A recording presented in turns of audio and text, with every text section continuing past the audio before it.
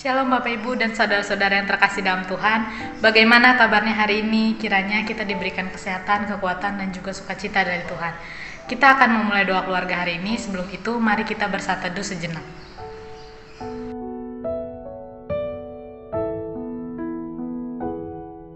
Mari Bapak Ibu dan saudara-saudara, kita akan menyanyikan lagu Hidup Ini Adalah Kesempatan.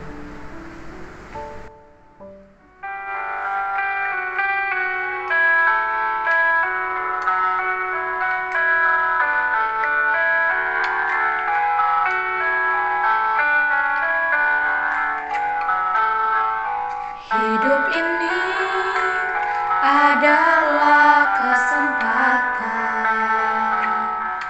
Hidup ini untuk melayani Tuhan. Jangan sia-siakan waktu yang Tuhan beri.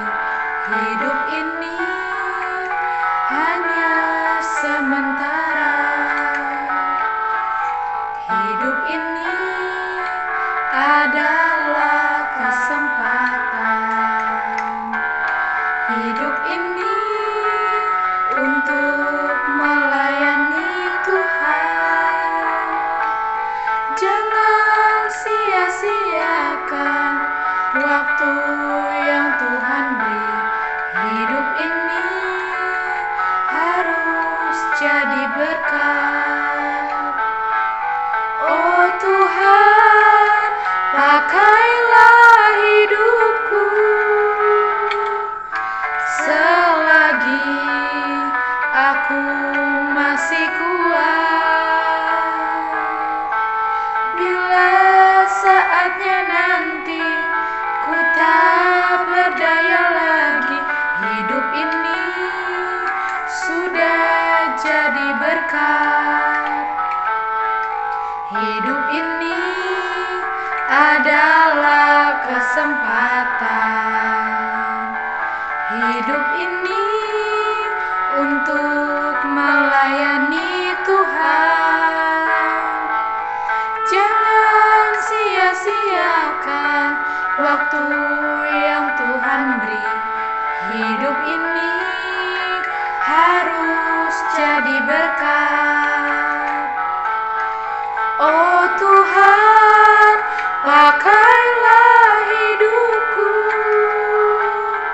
selagi aku masih kuat. Bila saatnya nanti ku tak berdaya lagi, hidup ini sudah jadi berkat.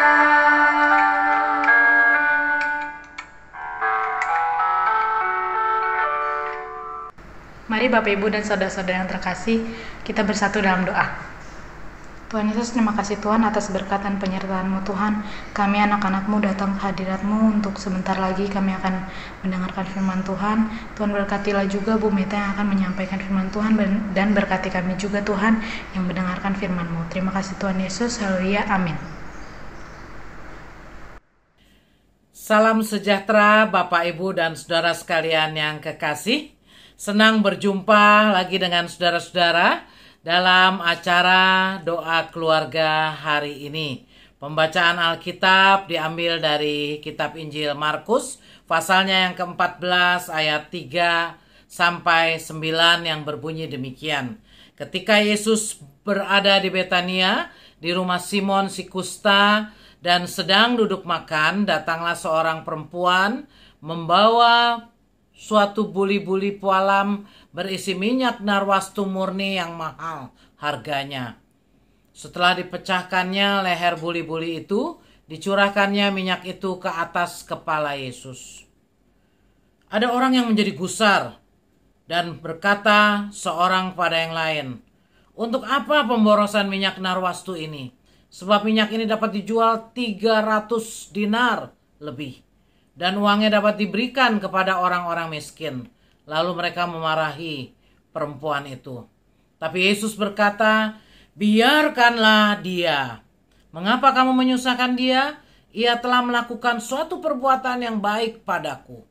karena orang-orang miskin selalu ada padamu dan kamu dapat menolong mereka bila mana kamu menghendakinya. Tetapi aku tidak akan selalu bersama-sama kamu. Ia telah melakukan apa yang dapat dilakukannya. Tubuhku telah diminyakinya sebagai persiapan untuk penguburanku.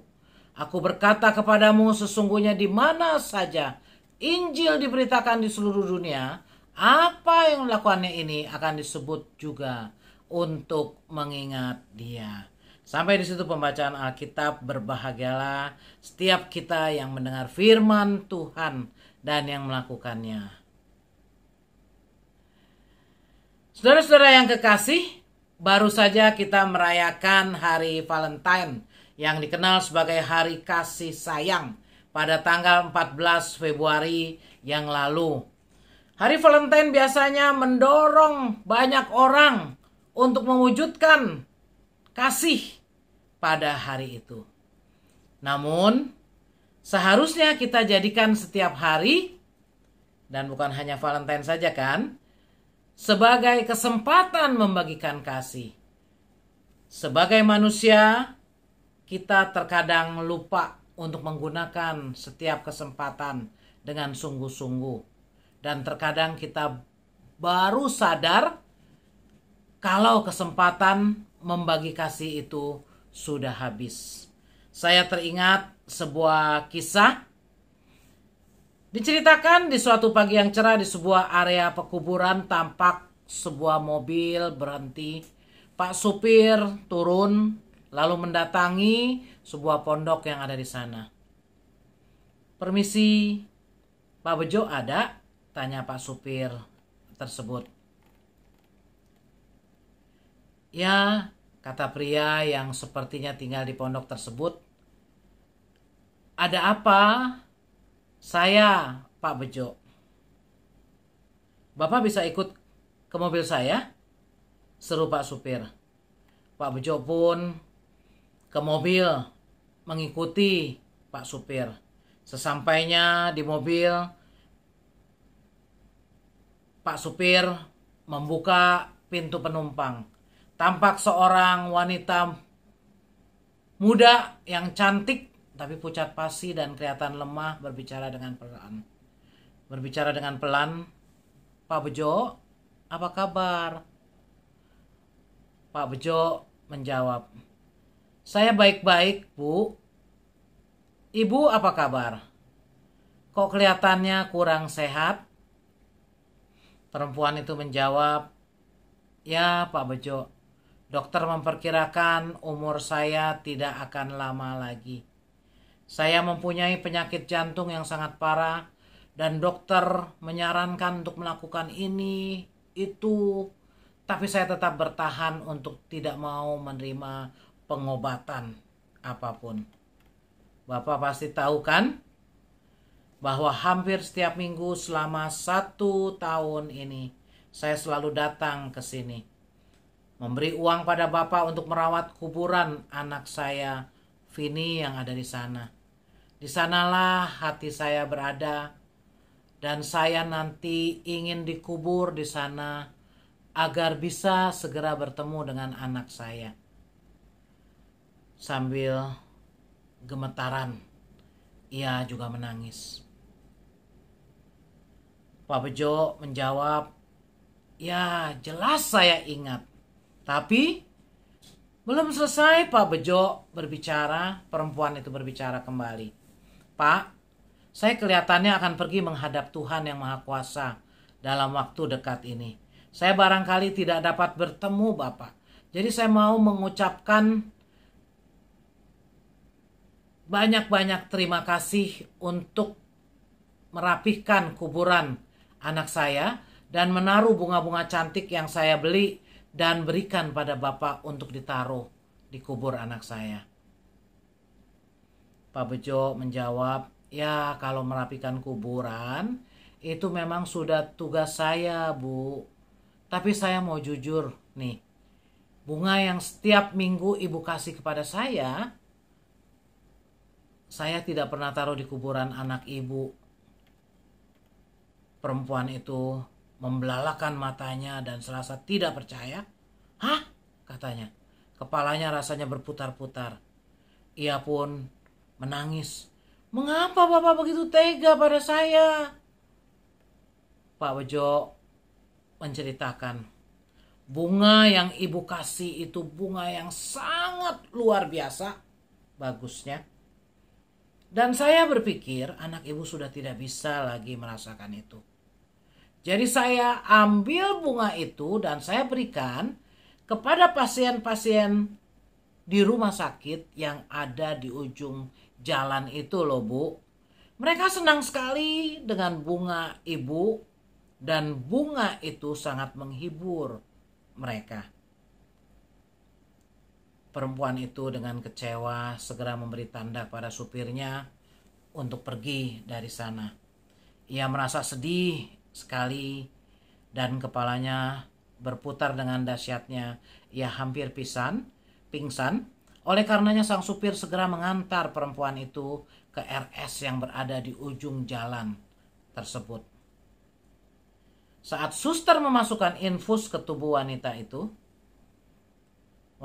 pun bertanya apakah suster itu mengenal Pak Bejo, kuncen tua yang menjaga kuburan dekat sana. Suster pun menjawab, "Oh, tentu kenal. Ia luar biasa sekali, Bu. Karena bunga yang sering ia bawa itu, bunga yang indah-indah, maka beberapa pasien yang tadinya tidak lagi berharap untuk hidup menjadi termotivasi dan akhirnya beberapa orang bahkan sembuh total dari penyakit yang tadinya sudah dinyatakan terminal dan tidak dapat disembuhkan." Bunga itu, kata Pak Bejo, dari bundanya Vini yang begitu baik. Kalau saja saya bisa menjumpai ibu yang baik hati itu, saya ingin mengucapkan terima kasih yang sedalam-dalamnya. Perempuan itu tiba-tiba merasa kehangatan dalam hatinya. Ternyata bunga yang dibelinya setiap minggu itu memberikan manfaat pada orang lain. Singkat cerita, sejak kejadian itu, si ibu rajin ke rumah sakit itu, mengunjungi orang yang sakit, memberikan bunga atau hadiah kecil dengan kata-kata semangat. Herannya, semakin si ibu melakukan itu, dia semakin merasa bahagia dan kesehatannya pun berangsur-angsur pulih. Perempuan itu tersadar bahwa perilakunya yang tidak menghargai hidup dengan meratapi terus kepergian anaknya tidak membuatnya hidup dan bahkan bisa menuntunnya ke liang kubur. Namun ketika ia mengerti bahwa menyalurkan kasih sayang pada orang lain justru membuat hidupnya menjadi lebih berarti. Dan hidup menjadi lebih hidup oleh kasih yang dipancarkan dan memantul kembali ke dalam dirinya dengan berlipat-lipat ganda. Saudara-saudara, kesempatan menyatakan kasih dalam kehidupan kita selalu ada batasnya. Bukankah demikian? Karena itu kita harus menggunakan kesempatan untuk menyatakan kasih dengan sebaik-baiknya. Dari Alkitab yang tadi kita baca, seorang perempuan yang mengurapi Yesus dengan minyak narwastu murni yang mahal sangat memahami berharganya sebuah kesempatan.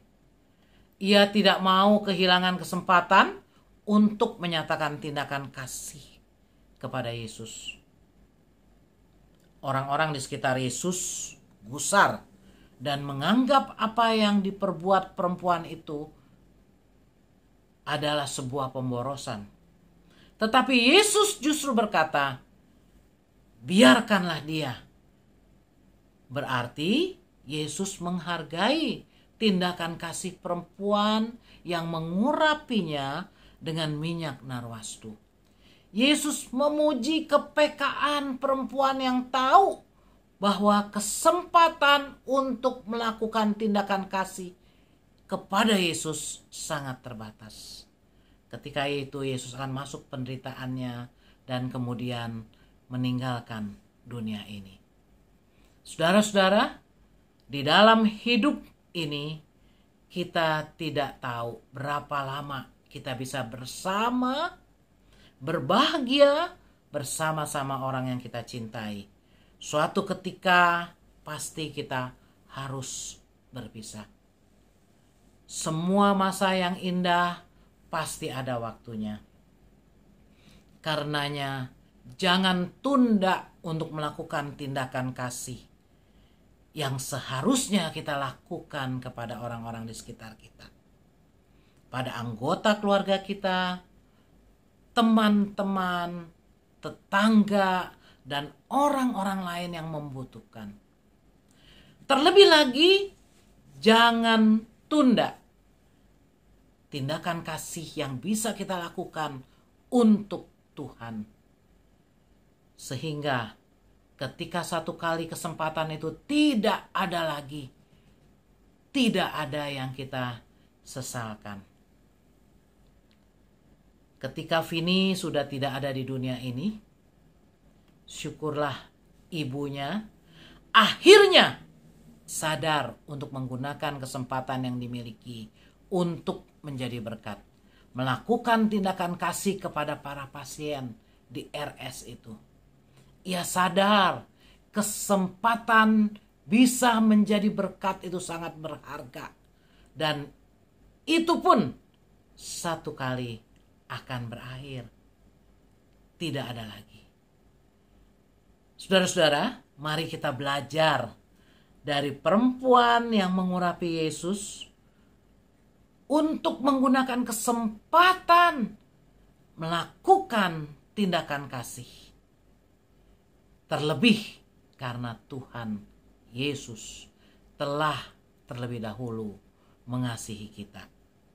Saudara-saudara, mari kita bagikan dan wujudkan kasih selagi ada kesempatan.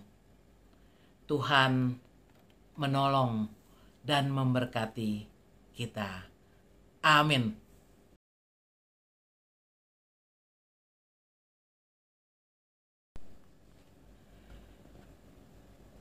Mari kita berdoa.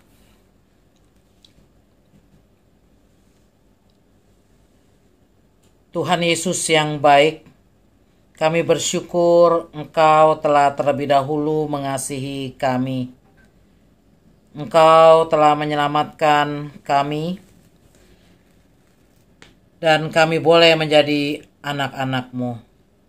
Mampukan kami, ya Tuhan, menjadi anak-anak-Mu yang dapat menggunakan setiap kesempatan untuk mengasihi Tuhan dan sesama kami. Kami bersyukur dari firman Tuhan. Kami boleh belajar dari perempuan yang mengurapi Yesus dengan minyak narwastu. Dia yang sungguh-sungguh menggunakan kesempatan yang terbatas untuk menyatakan tindakan kasih kepada Tuhan Yesus. Ya Tuhan, dalam saat yang tidak mudah ini, tolong kami untuk mewujudkan tindakan kasih dalam hidup keseharian kami, baik terhadap anggota keluarga kami, agar setiap anggota keluarga dapat saling menguatkan dan memberikan semangat. Tolong kami juga untuk melakukan tindakan kasih bagi sesama kami yang membutuhkan. Ya Tuhan, tolong kami agar dalam kehidupan gereja kami pun kami dapat mewujudkan tindakan kasih secara nyata, saling menopang satu dengan yang lain. Saat ini kami juga mau berdoa untuk saudara-saudara kami yang sakit. baik dirawat di rumah maupun di rumah sakit. Kami mohonkan jamahan Tuhan bagi mereka, kekuatan yang dari Tuhan. Kiranya Tuhan juga memberkati segala pengobatan yang diberikan untuk mendatangkan kesembuhan bagi saudara-saudara kami. Juga ketika pandemi masih berlangsung, kami bersyukur dengan sudah ditemukannya vaksin. Kami berharap vaksin dapat segera didistribusikan dengan baik, dan dengan banyaknya orang-orang yang divaksin, maka pandemi pun dapat segera diakhiri. Kami juga mau berdoa untuk setiap saudara-saudara kami dalam segenap pergumulannya dalam kehidupan pada saat ini. Tuhan mengenal setiap anak-anak-Mu. Tuhan tahu apa yang dialami anak-anak-Mu. Biarlah setiap kami boleh dekat dengan Tuhan. Dan kami percaya ketika kami bersandar kepada Tuhan, berharap kepada Tuhan, apapun pergumulan kami, Tuhan yang memberikan jalan keluar pada waktunya. Karenanya kami mau menyerahkan segenap hidup kami ke dalam tangan Tuhan. Biarlah Engkau yang menuntun kami, berkat dan anugerah Tuhan menaungi kami dalam setiap langkah kami. Sempurnakan doa kami ya Tuhan, yang kami naikkan dalam nama Tuhan kami, Tuhan Yesus Kristus. Amin. Umat yang terkasih dalam Tuhan, apa yang kita dengar dan renungkan firman Tuhan pada hari ini dapat menjadi pedoman bagi kehidupan kita masing-masing. Untuk mengakhiri doa keluarga pada hari ini, mari kita bersama-sama mengangkat pujian dari NKP 211, Pakailah Waktu Anugerah Tuhanmu, bait 1 dan 2.